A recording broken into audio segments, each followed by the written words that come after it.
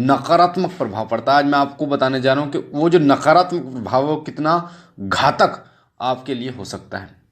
वो आपके भौतिक जीवन जो हम और आप जी रहे हैं उसके लिए भी, और आध्यात्मिक जीवन, क्योंकि आध्यात्मिक जीवन को आपको समझना होगा, मानना होगा, स्वीकार करना होगा। आध्यात्मिक जीवन सभी धर्मों में श्रेष्ठ बताया गया और सभी में बताया गया है कि इस मृत्यु के बाद भी एक जीवन होता है जिसका सफ़र जो है वो आत्मा तय करती है। इस संसार का जो सफ़र है वही शरीर तय करता है। तो इस शरीर के मरने के बाद जो सूक्ष्म जगत होता है, आध्यात्मिक जगत होता है, उसका जो जीवन है, उसकी जो यात्रा है वो हमारी आत्मा तय करती है। तो जिस प्रकार से हम अपने जीवन में आने वाली समस्त बाधाओं को, कठिनाइयों को, संकटों को दूर हटाना चाहते हैं और सुखमय जीवन व्यतीत करना चाहते हैं, उसी तरीके से आध्यात्मिक जीवन, सूक्ष्म जीवन को भी हम संकट मुक्त करना चाहते हैं, सुखमय बनाना चाहते हैं। और सत्य भी वही है कि जो हमारा जीवन है, सूक्ष्म जो जीवन होता है वो सबसे सबसे सत्य होता है, सच होता है वो, कि अगर आपका या हमारा जन्म हुआ तो उसका उद्देश्य एक ही होता है कि हम ईश्वरीय प्राप्ति करें, उनके चरणों में मोक्ष की प्राप्ति करें।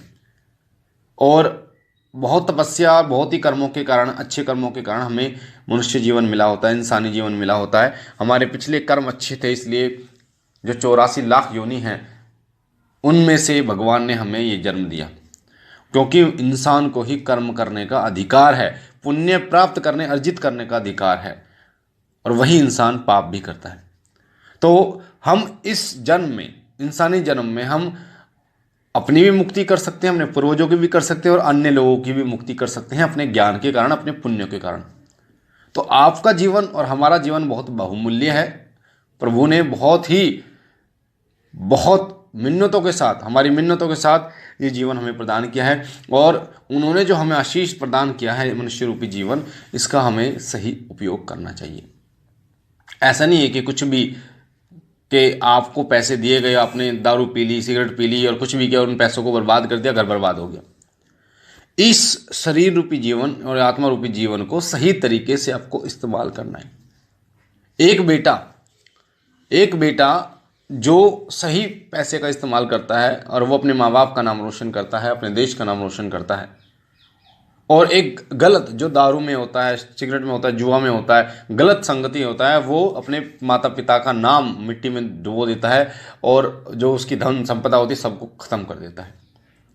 तो इसलिए बहुत महत्वपूर्ण है कि आप इस चीज़ को समझें कि आपका जीवन और हमारा जीवन हमें प्रभु ने क्यों दिया है, भगवान ने हमें क्यों दिया है, उसका उद्देश्य आप समझें। उसका उद्देश्य मात्र नौकरी पाना नहीं है, इसका उद्देश्य मात्र सुबह 24 घंटे काम करना नहीं है, या फिर जो सुख सुविधाएं उसमें लुप्त होना नहीं है। इसका उद्देश्य होता है प्रभु का गुणगान करना, अपने भौतिक जीवन को जीते हुए आध्यात्मिक जीवन की तरफ आगे बढ़ना। जिस तरीके से सीढ़ी होती है, सीढ़ी से एक कदम ऊपर उठते हैं, उसी तरीके से आपका ये भौतिक जीवन एक सीढ़ी है जिससे एक कदम ऊपर उठ के आप अपने आध्यात्मिक जीवन को पाएंगे। तो हम बात कर रहे थे ब्रह्मचर्य की। जो हमारा द्रव्य होता है, वीर्य होता है, वो हमारे शरीर की ऊर्जा होती है। हमारे शरीर की समस्त जो ऊर्जा है वो उसी द्रव्य में विद्यमान होती है, और वही द्रव्य आपकी कुंडलिनी शक्ति को जागृत करता है, चक्रों को जागृत करने का कार्य करता है, और आपकी आत्मा को परलौकिक गमन करने का कार्य करता है। सब आध्यात्मिक चीजें, सूक्ष्म चीजें आपके उसी द्रव्य से जुड़ी होती हैं। वो इतना ऊर्जावान होता है कि मात्र एक बूंद द्रव्य एक इंसान की उत्पत्ति कर सकता है, एक इंसान को पैदा कर सकता है, जिसे वैज्ञानिक भी नहीं कर पाए। उन्होंने रोबोट बना दिया, पर आत्मा कहाँ से लेके आएंगे? तो वो एक द्रव्य जो होता है, एक बूंद जो होती है, वो करने में सक्षम है। कहा जाता है कि एक हफ्ते का जो हमारा खान पान होता है उससे एक बूंद द्रव्य बनता है, और जो लोग इसका नाश कर देते हैं उसके शरीर का तो नाश होता ही है, उसकी आत्मा का भी नाश होता है, और उसकी आत्मा जो है वो कभी भी परलौकिक गमन नहीं कर पाती, कभी भी ऊपर की तरफ नहीं उठ पाती। तो आज हम जानेंगे कि किस तरीके से हम अपने आप पर कंट्रोल, नियंत्रण रख सकते हैं, अपने मन पर नियंत्रण रख सकते हैं, खुद पर नियंत्रण रख सकते हैं, कंट्रोल रख सकते हैं, ताकि हम इस कार्य को ना करें, ब्रह्मचर्य को खंडित ना करें, और उस ऊर्जा को अध्यात्म में लगाएं, उस ऊर्जा को अपने परिवार के निर्वाह में लगाएं, उस ऊर्जा को प्रभु को पाने में, उनके गुणगान करने में लगाएं। हर व्यक्ति के दो मन होते हैं, एक दुश्मन, एक दोस्त होता है, एक पाप, एक पुण्य होता है, एक असुर, एक देव होता है। एक जो है वो गलत कार्य के लिए प्रेरित करता है आपको, और एक जो है वो अच्छे कार्य के लिए प्रेरित करता है। अगर आप इस तरीके से मान सकते हैं जैसे तराजू होती है, एक तराजू में पाप बैठा हुआ है, एक तराजू में पुण्य। अगर पुण्य का पल्ला भारी होगा तो आप कभी गलत कार्य नहीं करेंगे, और पुण्य का जो पल्ला है उसको भारी करने के लिए आपको पुण्य रूपी चीज़ें उस पर रखनी होंगी ताकि उसका पल्ला भारी हो जाए। अच्छी चीज़ें रखनी होंगी। अब वो कैसे रखनी है, आपको बता दूं कि जो पाप है, जो गलत चीज़ है, वो आपके विचारों के माध्यम से आपके अंदर जाती है, उस मन तक जाती है। अगर आप इस शरीर को अच्छा खिलाएंगे तो ये अच्छा बनेगा, और अगर इसे खराब खिलाएंगे तो ये दुर्बल पतला हो जाएगा। उसी प्रकार से अगर आप जो आपके अंदर असुर है उसको पाप खिलाते हैं तो वो और ज़्यादा बलवान होता जाएगा, उसका पल्ला भारी हो जाएगा। और अगर आप जो दोस्त है आपका देव है उसको पुण्य खिलाएंगे तो वो और ज़्यादा शक्तिशाली होगा, पुण्य होगा, और वो असुर पर भारी पड़ेगा। इसलिए आपको अच्छे कार्य करने चाहिए। तो सबसे पहले आपको जो करना है क्या है ताकि आप इस पर नियंत्रण कर पाएं, अपनी इंद्रियों पर नियंत्रण करना है। देखना, सुनना, बोलना, संगति और पढ़ना। अच्छा आपको पढ़ना है, अच्छा सुनना है, अच्छा बोलना है, अच्छा संगति आपको लेनी है, और पढ़ना भी अच्छा है। जो आपकी काम वासना को उत्तेजित करे, काम वासना को बढ़ाए, ऐसी चीज़ें आपको नहीं देखनी, चाहकर भी आपको नहीं सुननी, चाहकर भी नहीं बोलनी, चाहकर भी आपको ऐसे लोगों के साथ नहीं रहना, ना पढ़नी है। अब कई लोग करते हैं ना चाहकर भी उनके साथ ऐसा कार्य हो जाता है, तो उसका जो निवारण है वो ये है कि गरुड़ पुराण को आपको पढ़ना पड़ेगा। क्योंकि जब बच्चा गलत काम करता है तो पिता उसको थप्पड़ मारता है या धमकाता है जिससे वो गलत कार्य नहीं करता। डर, आज सरकार पुलिस का डर है, जिससे पुलिस के डर होने के कारण लोग अपराध नहीं करते।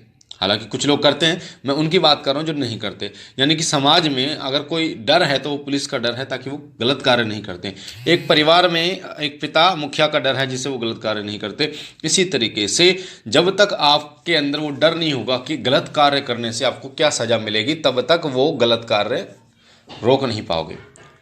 गरुड़ पुराण में विस्तार पूर्वक बताया गया है कि कोई व्यक्ति जो पर स्त्री गमन करता है, जो व्यक्ति किसी पशु को सताता है, जो किसी को पीड़ित करता है, जो किसी का माल हानि चोरी करता है, जो किसी की बहन बेटी पर नज़र डालता है उल्टी सीधी, तो उनका क्या हाल होता है, गरुड़ पुराण में विस्तार पूर्वक बताया गया है। जो मैं आपको उदाहरण के लिए बता दूं, जो व्यक्ति पराई स्त्री से संबंध स्थापित करता है, उसके जो प्राइवेट पार्ट है उसमें गर्म लोहे सलाखें डाली जाती हैं, और वो मरता तो है नहीं, उसकी आत्मा जब मरने के बाद तो उसको पीड़ा इतनी होती है। तो ऐसी ऐसी जो पीड़ाएं हैं जो उसको होती है, तो गरुड़ पुराण आपको पढ़नी होगी। जब आप गरुड़ पुराण पढ़ेंगे तो आपको समझ में आएगा कि जैसे एक फिल्म आई थी अपरिचित, और उसमें बताया गया था कि किस कार्य से क्या सजा आपको मिलती है। तो जब तक वो भय पैदा नहीं होगा ना आपके दिल में गलत काम के प्रति, तब तक आप उस काम को करेंगे, और कहीं ना कहीं वो जो पाप आपके अंदर बैठा हुआ ना वो आपको उत्तेजित करेगा। इसलिए आपको वो भय पैदा करना होगा कि अगर आपको ये काम करेंगे तो आपको क्या सजा मिलेगी। तो भय उत्पन्न कीजिए, अपने मन में गरुड़ पुराण का पाठ कीजिए, और ऐसे लोगों से बातचीत कीजिए जो आपको बताएं कि गलत काम करने से आपको कितनी सजा मिलेगी, और अच्छा काम करेंगे तो आपको कितनी चीज़ें प्राप्त होंगी। ये आप पढ़िए तो आप गलत काम कभी भी नहीं करेंगे।